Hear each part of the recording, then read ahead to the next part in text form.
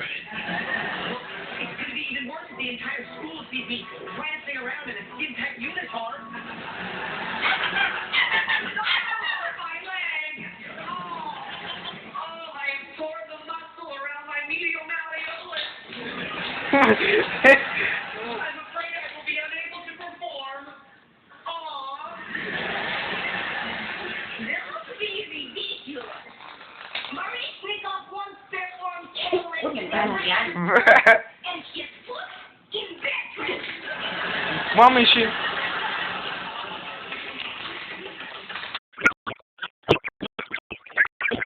Oh. I have decided who will play our prince.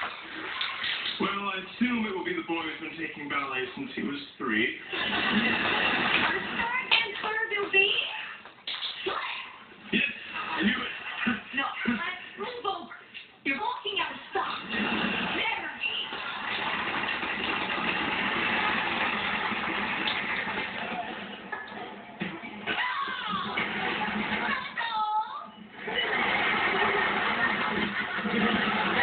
No!